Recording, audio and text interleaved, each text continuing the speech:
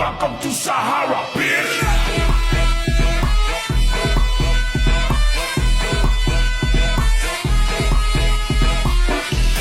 Bombastic side-eye, criminal offensive side-eye. Penerapan hukum Bernoulli pada cerobong asap dengan memanfaatkan bahan sederhana. 1. Pembahasan mengenai hukum Bernoulli. Hukum Bernoulli merupakan sebuah konsep gabungan dari beberapa konsep fisika seperti tekanan, massa jenis, laju zat cair, kekentalan zat cair, dan kekentalan potensial gravitasi. Dalam bentuknya yang sudah disederhanakan, secara umum terdapat dua bentuk persamaan Bernoulli.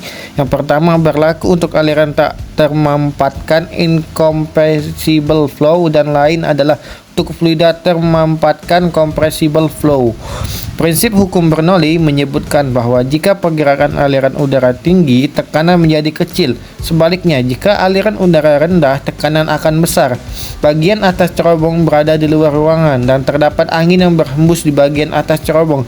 Akibatnya, tekanan udara di sekitarnya lebih kecil. Udara bergerak dari tempat yang bertekanan tinggi ke tempat udara yang bertekanan rendah, sehingga asap dari dalam bisa keluar melalui cerobong.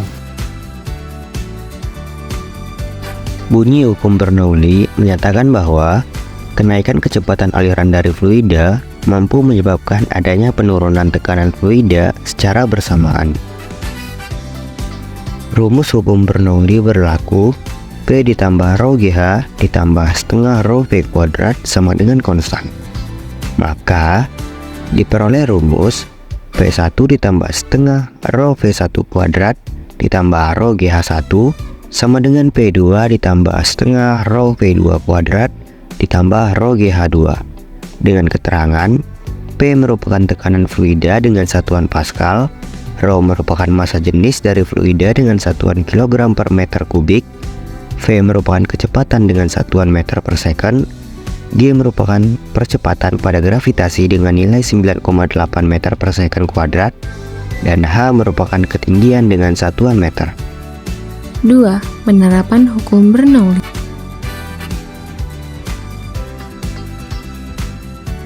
Penerapan pada cerobong asap. Cerobong asap merupakan saluran vertikal yang dipasang pada bangunan lalu diposisikan di atas perapian sebagai tempat buangan asap atau gas. Prinsip hukum Bernoulli menyebutkan bahwa jika pergerakan aliran udara tinggi, tekanannya menjadi kecil. Sebaliknya, jika laju aliran udara rendah, tekanannya akan besar. Bagian atas cerobong berada di luar ruangan dan terdapat angin yang berhembus di bagian atas cerobong. Akibatnya, tekanan udara di sekitarnya lebih kecil. Udara bergerak dari tempat yang bertekanan tinggi ke tempat udara yang bertekanan rendah, sehingga asap dari dalam bisa keluar melalui cerobong. Alat-alat dan bahan yang digunakan pada pembuatan cerobong asap ini yaitu bahan utama berupa kardus, ada pemotong berupa gunting dan cutter, ada perekat berupa double tip dan lem tembak, ada alat tulis seperti pensil, penghapus, dan penggaris. Berikut ini adalah video pembuatan cerobong asap sederhana dari kardus.